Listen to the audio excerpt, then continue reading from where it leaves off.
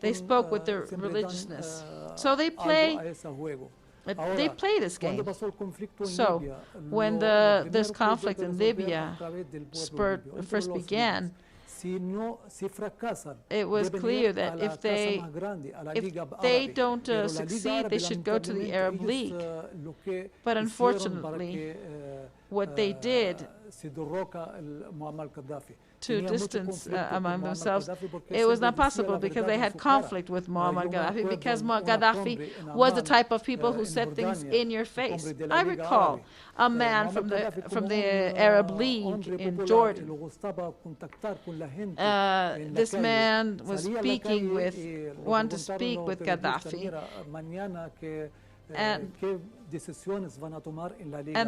some journalists asked Gaddafi, said, what are the decisions that are going to be made tomorrow?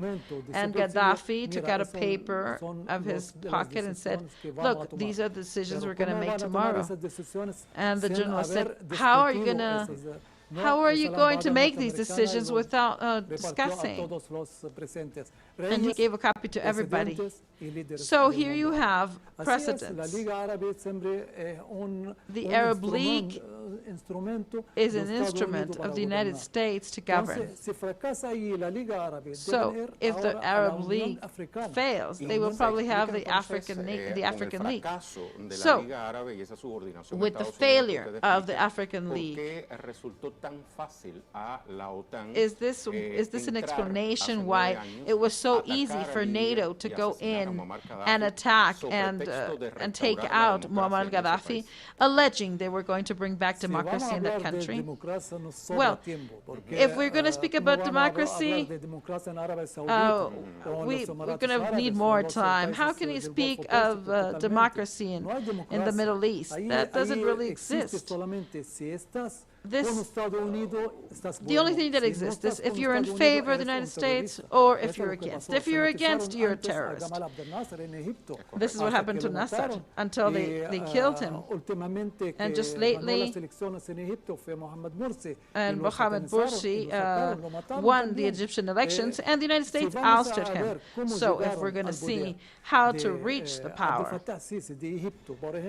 Fattasi of Egypt, when they killed 50 military men, they were coming, 49 were coming back. That was shot down by the United States, and one was saved. And the one that was saved was Fattasi. Now, when Haftar failed in the attempt to oust Muammar Gaddafi, he escaped to the United States, and he stayed there for 2 decades. So, traditionally, Haftar has been an instrument of the United States, and that is why he leads the second Libyan government. He is a CIA agent. He was trained for 20 years in the United States, and he even has U.S. nationality. I don't know how he's going to be a president in Libya. Well, the United States says that they don't support Haftar self-proclaiming himself as president, because Trump says that they have nothing to do with the recent events on the coast of Venezuela. Well, the news media says anything. They are not trustworthy. The only thing that people are interested in is in the oil and the natural gas that Libya has. Let's not forget what happens in Iraq and Syria. Pero ya le digo, estoy planteando sobre la base de elementos probatorios, ¿no? Well, what I'm saying is that in Libya, it is proven that there is a link between Khalifa Haftar and the United States. However, the United States criticizes this action of Haftar. In terms of Venezuela, Donald Trump says he has nothing to do with the sea incursions that happened this last week. However, 2 North American citizens were captured, saying that they are part of the personal guard of the president. So how can you interpret this posture of the United States, that they just wash their hands from everything? Well, United States is working against some regimes in the world. This is Iran, Venezuela, and, well, Libya is a bit further, but they're working in this line to favor the Arab division through Israel. And what they want to do is favor Israel. So they will govern all the European country. And that is what they're always trying to do. Haftar is an element that will continue to be ordered by the United States and following their role. And this is to govern Libya and not see that the Western are taking over the richness of Libya like they're doing in other countries. This has been their move. And they're going to keep on doing it. Thank you very much for your reflections, for the audience of TeleSUR, and thank you for coming to our studios. Well, thank you very much, too. Let's go to our conclusions.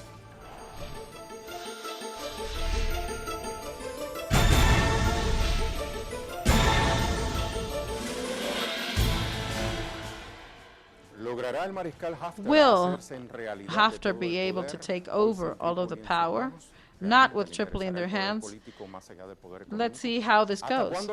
Up until when will the United States have its posture of impartiality with the self-proclaimed link in the country?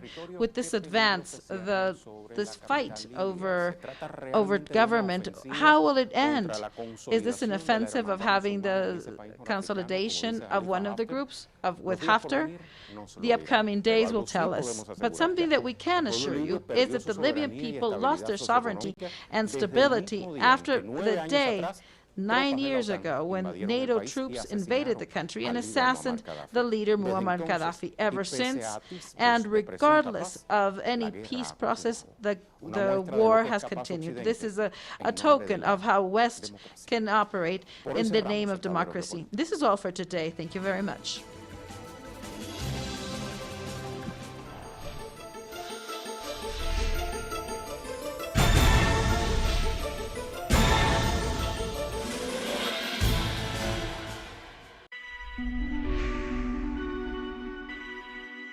And finally, the door will open. I'll be able to pick up like I did before. I'll be able to see you without a pixel between us. And I'll talk without end all the afternoon. I'll tell you my plan during these 40 days. I'll tell you how much I hated not touching you. And after finishing the story, reviewing videos and messages, I want to tell you, honey, something even bigger. It took me so long to realize that we're losing time, moments, that the simple things are victories and other things are not necessary. I've ever seen the fear in between kings roar with their moguls, their determination in defending their fortunes, stacking patience in front of shelves. These screens that don't hide anything, leave us naked. That is why, honey, today I tell you before everything falls tomorrow. After the quake, we don't be the same. The form, arguments, and the way of understanding, the manners, we will be creatures, not peoples. If we make of these deaths an awakening, we will live once again big dreams to love people. And no more isolation in these poor lives with our phones. That is my news, honey. Awakening.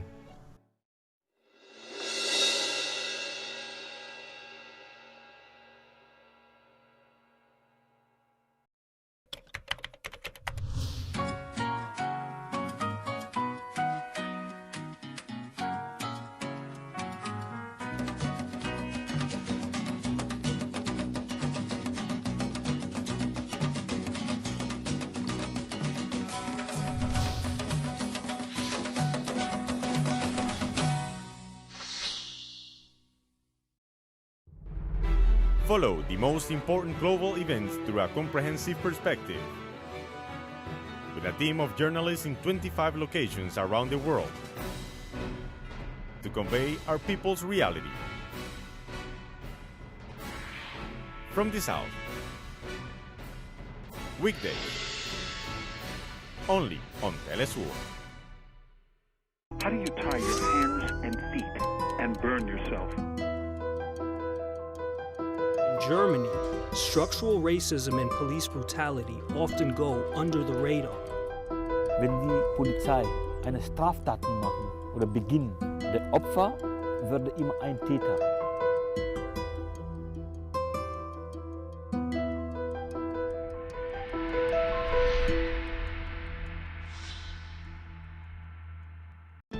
From here to beyond the South. From here to the Caribbean or further north. Where can I see news connecting the whole South? From Washington. From Mexico. From Caracas. From Quito. From Havana. You can always see the news from a new vision, connecting the global South. Only on TeleSUR.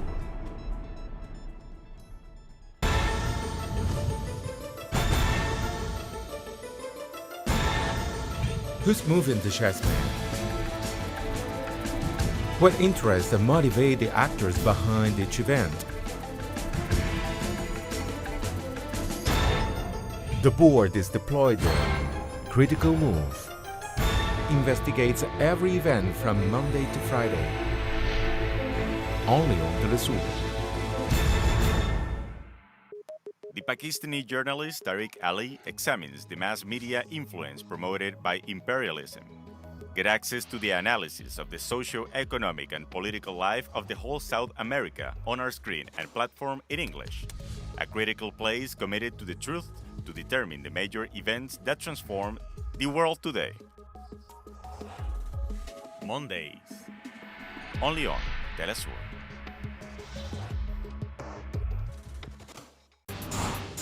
Innovation, science, the technological breakthrough and its influence in society. Viajeros del saber, el futuro está aquí. Atomy.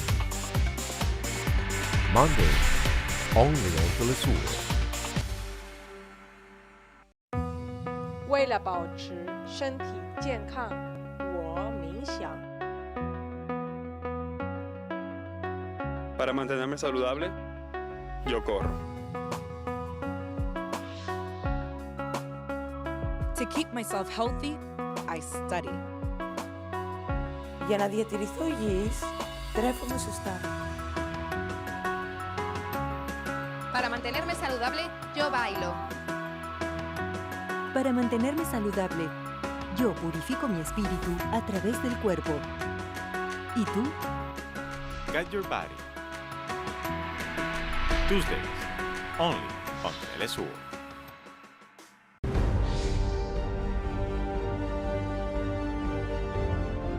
Acompañamos a los pueblos que resisten en cada una de sus luchas. Somos esa ventana que se abre para visibilizarlos entre fronteras.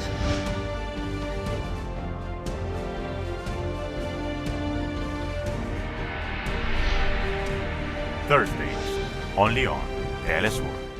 Hola, ¿qué tal? Sean todos muy bienvenidos a Vidas. Hay lugares donde el arte se unifica con el orgullo de los pueblos. Y esos lugares están llenos de colores, alegría, pasión, tradiciones, arraigo, valor y entrega. Real Life. Fridays. Only on TeleSUR.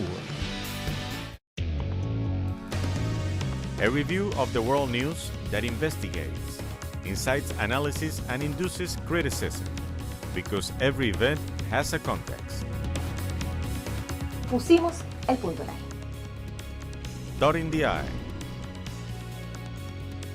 Saturdays, only on TeleSUR.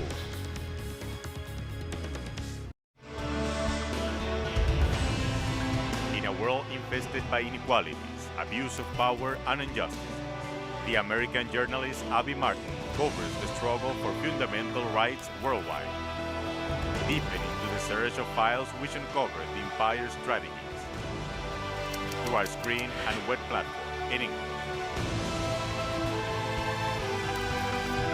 The Empire Files with Abby Martin. Tuesday, only on TeleSUR. Una travesía para descubrirnos.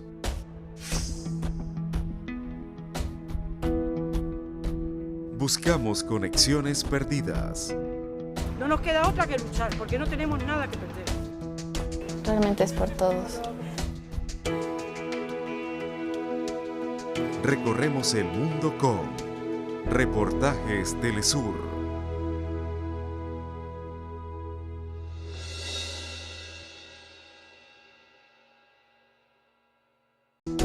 The life is full of moments. Moments of fight. Moments of hope. Moments that transcend. Moments that you can live in. TeleSUR documentaries. Sundays. Only on TeleSUR. TeleSUR English presents a weekly program to discuss the political, economic and social issues affecting the Caribbean community. We'll challenge stereotypes and unpack the diversity of the region through the analysis of unique cultures, religions and art. We Caribbean. Wednesdays. Only on TeleSUR. You're watching TeleSUR English. I'm Carla Gonzalez and these are the headlines at this hour. Venezuela's President Nicolás Maduro has presented new evidence on U.S. mercenaries that tried to topple his government. You will see how this person confessed how he was swindled by the extremist Guaido-led opposition in Venezuela. He was swindled, he was robbed, and how he finishes his contract and he tells the truth. He shows the contracts with the signatures, with all the terms and conditions, and he also claimed responsibility for this armed incursion in Macuto and for the terrorist group that we have captured, and some of them were gone down, which we'll continue to capture over the next few hours. Jamaica has recorded 2 new cases of the novel coronavirus, bringing the total number of positives to 473. The 2 patients are from St. Andrews and St. Catherine. The number of confirmed cases from the workplace cluster remains at 221. Additionally, there are 11 local transmission cases and 257 cases are under investigation. Trinidadian British poet Roger Robinson has won this year's $10,000 Onda Prize for his collection, A Portable Paradise. Robinson said he was happy to gain recognition for the political issues raised in his collection. He also expressed hope that people gain empathy from reading about the struggles of Black communities in Britain. In January, A Portable Paradise was selected as a New Statesman Book of the Year and also won the coveted T.S. Eliot Prize in 2019. Russian authorities decided to reopen all industrial plants and construction sites in the capital starting next week, citing a stable rate of new infections of COVID-19. The current situation does not allow us to reopen enterprises in the service sector for now. However, it gives us an opportunity to reopen all industrial plants and all construction sites, in addition to the small part that has been already working. Lately, we have increasingly multiplied the number of tests and the number of positive cases has increased accordingly. We can see it from the dynamics, but the dynamics of positive cases does not indicate directly it indicates firstly the broad number of tests and diagnostic of infected people. Those are the headlines at this hour. For these and more stories, you can check our website, telesurenglish.net.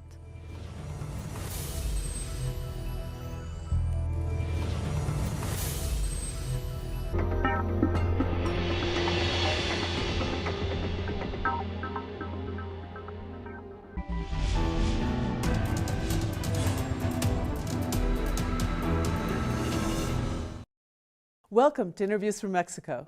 I'm Laura Carlson, and I'll be your host as we look at cutting-edge issues with the men and women who know them best, here on TeleSUR.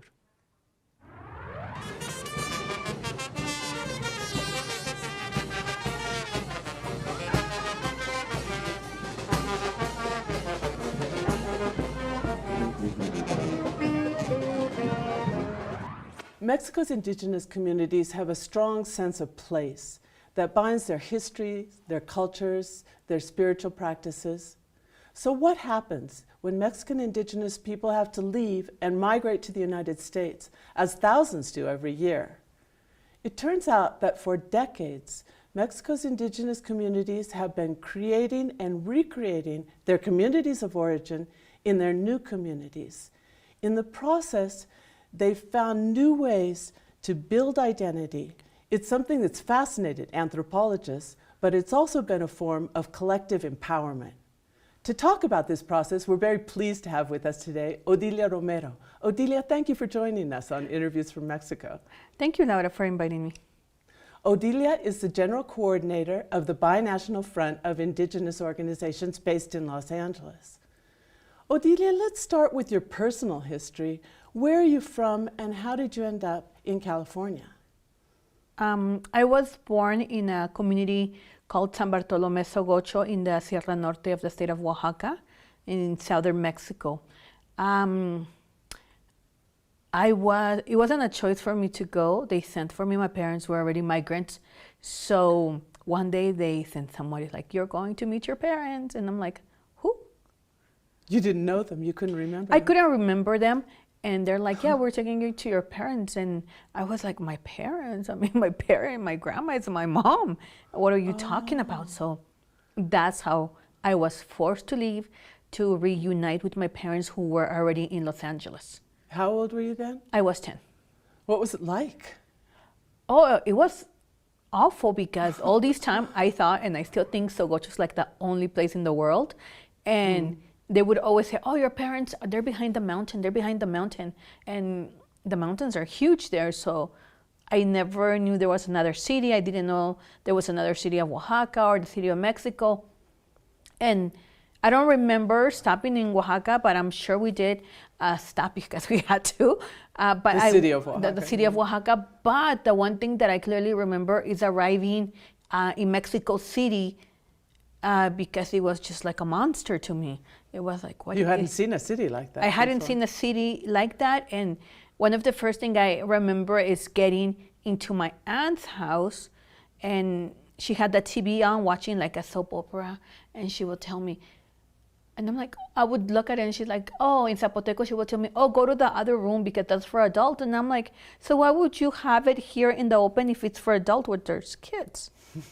And you know, for me talking back, but if you're left back home alone, I mean, you talk back to a lot of persons and to a lot of people, to a lot of kids, and you actually duke it out with the boys and girls out there.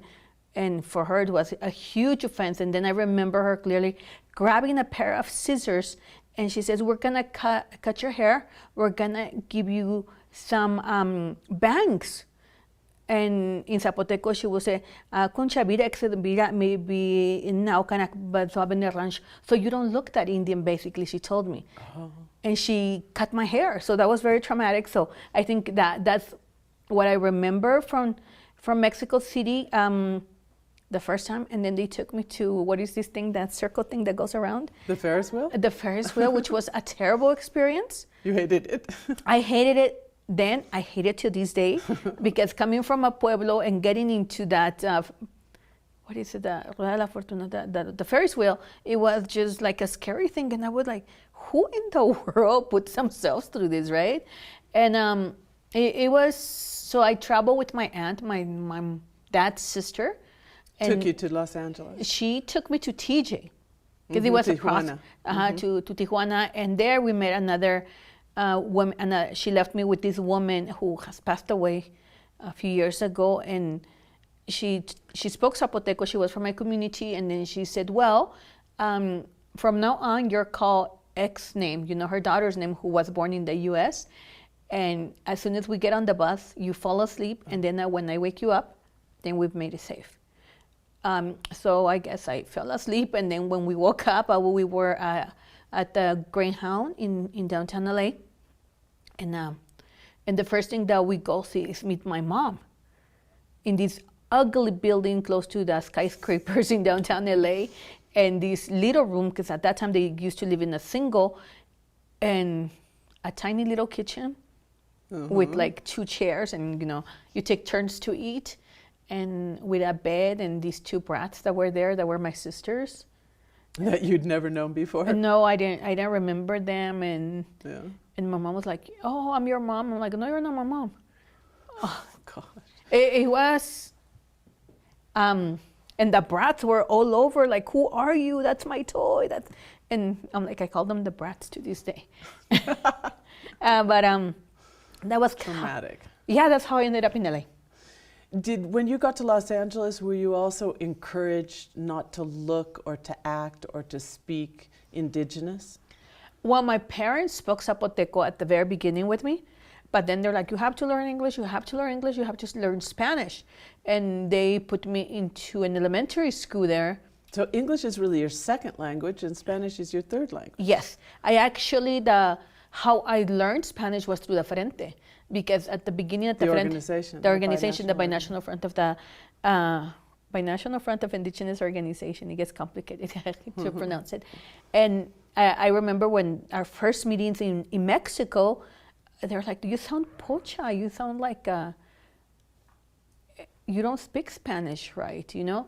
And then I kind of made a bigger effort to learn Spanish at that time, but my second language was actually English, because from Zapoteco they put me into the Los Angeles School District schools, and there, you know, they kept on passing me without never asking, like, why is this girl isn't learning? Why isn't she grasping the language? I mean, kept on passing, and I didn't know at that time it was bullying, but they would make fun of me, and the minute I would walk by, they would and the kids. So there was no program, excuse me, but there was no program for language before you just jumped into the schooling system? There wasn't a program, and there isn't a program. There isn't to this day? No, not that it's that serves indigenous population, no. Oh. I mean, there were some bilingual education, and then it was stopped. But for us, it was for us indigenous kids that were left behind, and then had to catch up with our parents. You know, we were just put into the system. And how did that feel as a little girl? Well, it was challenging because of the language barrier, and some of the kids would bully us. And in my case, I live in a building that was gang infested in many ways. So when the kids will come and tell me something, it will go, what I call the homeboys will take a punch at them, you know. Eventually, I learned to punch back to the point that I got suspended from school from hitting a kid with a stapler. And that was my first interpreting experience, because I had to interpret for my parents. And I'm like, yeah, they gave me a vacation for a whole week because I'm such a good behaved girl. This is what you told your parents? I did. And they're like, oh, okay. And then they also say I need a typewriter. So my poor parents, you know, the guilt of leaving me there, and now that I'm there, I'm asking for this typewriter. Mind you, I didn't know how to read or write really well. I didn't know how to read or write in English, and I didn't have a need for a typewriter at that time. Anyway, they bought it. God knows where it is now. But so it was a very challenging experience, but I always have said that if you survive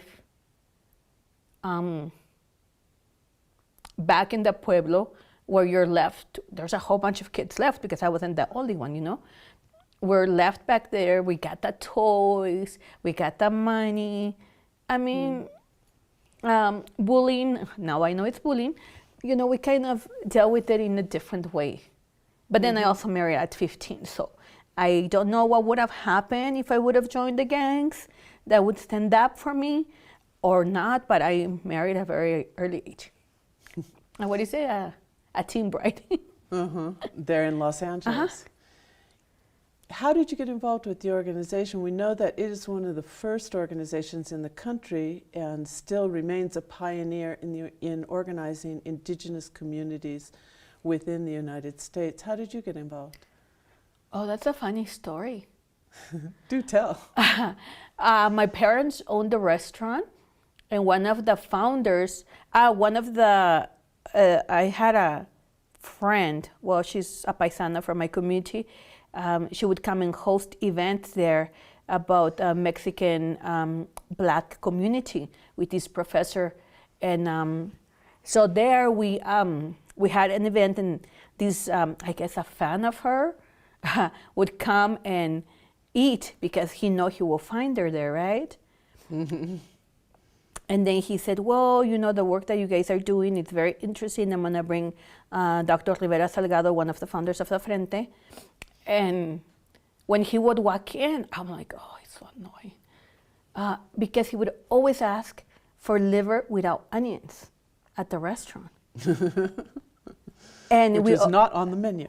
Which is, one, is not on the menu, and two, you eat liver with onions, right? That's like hígado encebollado, you eat it. And I was like, oh, there he comes again. Like, who asked for hígado encebollado without cebolla? And that's where we started talking. And to this day, he remembers it.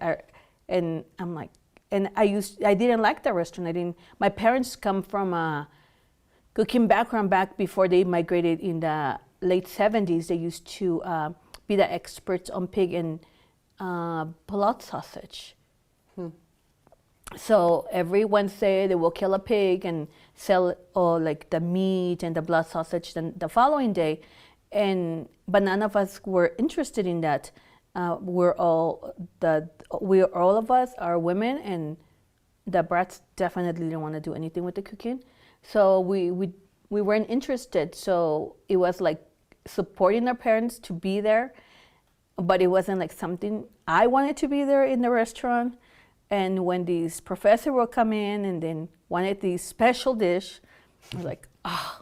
And then did he recruit you to the organization? Then, he started talking to me about the organization, but the one that recruited me fully was actually Rufino Dominguez Santos, because so the gentleman that was the paisano that would come to look for his liver without onions?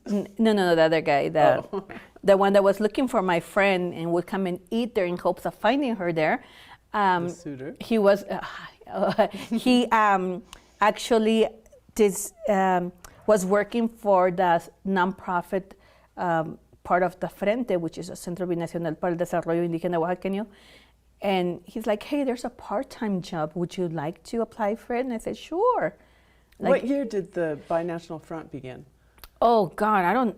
it's been going on for a long time. 1991, but we're talking about the 2000s. The Binational Front had been there, and I had seen some of their interviews with Rufino on TV and a little article here and there. So then I go to the interview, and that's where I meet Rufino. And I got hired to do some health workshop for the Centro Binacional para el Desarrollo Indígena Oaxaqueño, and then he recruits me to the Frente. He's like, we have this other arm, which was more something that I was more interested in. The political part. The political part, because the Centro does great things, but it was good. But that's how I fully got recruited to the Frente, and he invited me to a meeting in Tijuana, I think. I remember the first meeting was in Tijuana, and he's like, well, I'm having a meeting with the dirigencia, you could wait for me here. And I'm like, well, I'm not coming here just to sit outside. I'm going into the meeting. He's like, oh, okay. And then that's how he eventually got involved with the Cool Cats of the Frente. What attracted you to this work? Were you already politically aware and interested at that point? Well, when I got here, I didn't know how to read anything. So there was an uncle that later came that had studied philosophy at the UNAM that would always give me this cartoon in America So I would read the cartoons and I would know what was going on there, but I wasn't like fully involved. My mom is a person that pushes you to get money. Like you work, you dress well, you put on your makeup. I mean, when that was her ambition for you, and not to be an activist. Not to be an activist, and she's really kind of embarrassed about it sometimes. Still, but she would push you like you have to wear high heels, you have to wear nice clothes, you have to wear makeup. So